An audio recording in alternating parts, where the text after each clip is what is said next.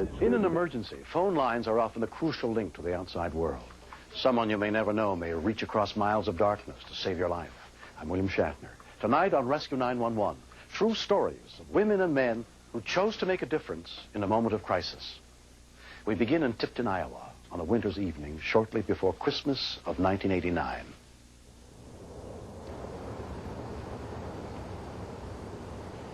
Hello, my name is Carol Edwards, and I work for a national opinion research firm. It was early in December.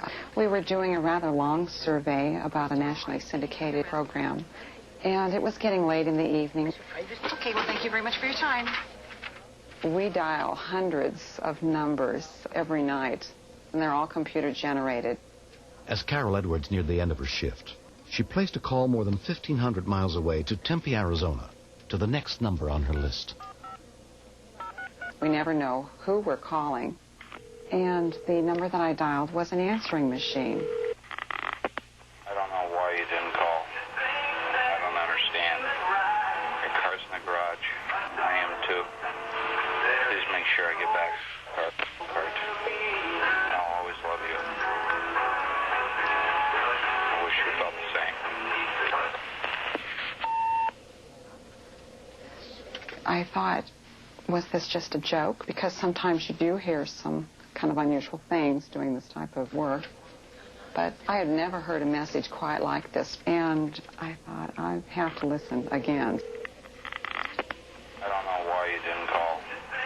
He sounded so sad, so depressed. He said, the car's in the garage, and that's where I'll be. I'll always love you. It sounded like a suicide threat on an answering machine. I couldn't just hang up and forget about it. If I had, I'm certain it would have haunted me. It was something that I had to follow up on.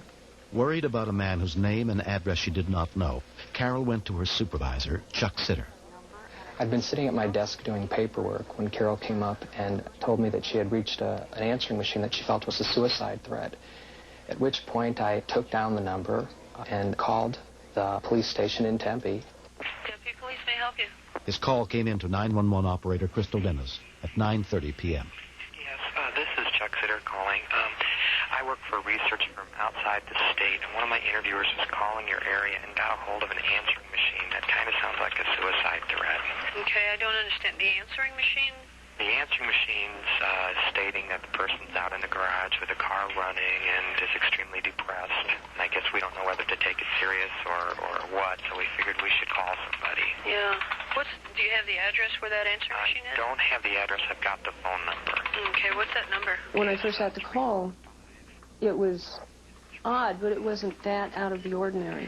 Can you hold on? I sure can. Okay. There are a lot of crank calls that 911 gets, but we're told to take these things seriously. Hi, sorry I'm not here to receive your call, but if you leave a message at the sound of the tone, I'll be happy to get back with you just as soon as I get home. Bye-bye.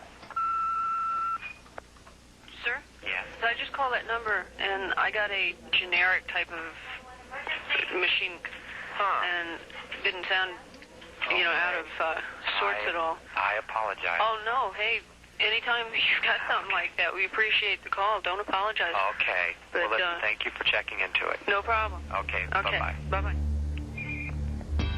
When we continue,